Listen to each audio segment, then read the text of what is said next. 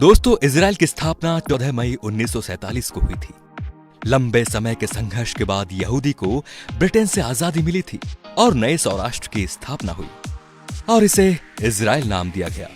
ये दुनिया का एकमात्र यहूदी देश है। इस देश की सबसे खास बात यह भी है कि पूरी दुनिया में अगर किसी यहूदी बच्चे का जन्म होता है तो उस बच्चे को इजराइल की नागरिकता मिल जाती है और वो जब चाहे तब इजराइल में रह सकता है। इजराइल की राष्ट्रभाषा हिब्रू है। लोगों को इस भाषा को बोलते शर्म आती है। यह दुनिया का एकमात्र यहूदी देश है, परंतु इस भाषा का अंत मध्यकाल में हो गया था। इस भाषा को सीखने वाला भी अब कोई नहीं बचा। और जब इजराइल की स्थापना हुई दोस्तों, तो इस देश के यहूदियों ने इस भाषा को पुनर्जीवित कर दिया था और उसको वहां की आधिकारिक भाषा भी बना दिया। 2000 के आंकड़ों के अनुसार यहाँ की जनसंख्या 92 लाख के आसपास है। देखा जाए तो ये दिल्ली और मुंबई से बहुत कम है। क्षेत्रफल में केरल से भी छोटा है। इजराइल एकमात्र ऐसा देश है जहां प्रत्येक नागरिक को मिलिट्री ट्रेनिंग लेना बहुत जरूरी है, फिर वो राष्ट्रपति का बेटा ही क्यों ना हो। उसे कुछ समय के लिए सेना में काम करना अनिवार्य है। वो पुरुष हो या स्त्री, दोनों को जरूरी है। 15 साल से बच्चों की आर्मी ट्रेनिंग शुरू हो जाती है। हाई स्कूल की पढ़ाई पूरी करने के बाद ये ज्वाइन करनी पड़ती है। नियम के अनुसार लड़के को 3 और लड़की को 2 साल काम करना पड़ता है। इजराइल लोकतांत्रिक देश है, फिर भी वहां भारत और ब्रिटेन की तरह लिखित संविधान नहीं है। वो परंपरा और देशवासियों के हिसाब से नियम और कानून बनाते रहते हैं। इजराइल में साइकिल चलाने के लिए भी लाइसेंस बनाना पड़ता है।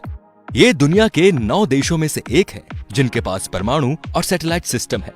इजराइल की वायुसेना दुनिया के 4 नंबर पर आती है और बहुत ही शक्तिशाली है। और ये दुनिया का एकमात्र ऐसा देश है कि अगर यहाँ पर कोई भी मिसाइल भेजता है तो वो मिसाइल यहाँ पहुंचने से पहले ही नष्ट हो जाती है। विज्ञान के मामले में भी ये सबसे आगे है। मोटोरोला ने अपना पहला मोबाइल फोन इजराइल में ही बनाया था। माइक्रोसॉफ्ट के लिए पहला पेटीएम जीपैड यहीं बनाया गया था। वॉइसमेल भी यहीं विकसित की गई। वैज्ञानिक अल्बर्ट आइंस्टाइन भी यहूदी थे। उनको इजराइल का राष्ट्रपति बनने का ऑफर भी दिया गया था, लेकिन उन्होंने मना कर दिया कि वो राजनीति के लिए नहीं बने। फेसबुक के संस्थापक भी यहूदी हैं। आजादी के समय ना यहाँ खेती की जाती थी और ना ही पानी का स्रोत था। फिर टेक्नोलॉजी के चलते चलते आज के समय में 99 खाद्य पदार्थ खुद पैदा करता है। इसके अलावा समुद्र के पानी को पीने और दूसरे काम में प्रयोग भी करता है। यहाँ पर 40 बुक स्टोर है क्योंकि यहाँ सरकार किताबें पुख्ता करवाती है। यहाँ पर 137 बीच है। यहाँ का समुद्र तल सिर्फ 273 सेंटीमीटर लंबा है। यहाँ की एजेंसी मुसाद दुनिया की सबसे ज्यादा खतरनाक है, जो 6 डे वॉर के नाम से जानी जाती है।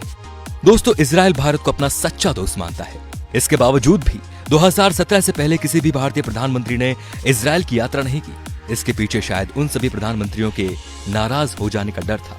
लेकिन 2017 में प्रधानमंत्री नरेंद्र मोदी इजराइल का दौरा करने वाले पहले प्रधानमंत्री बने। उनके इस दौरे ने भारत और इजराइल की दोस्ती को और गहरा मजबूत कर दिया।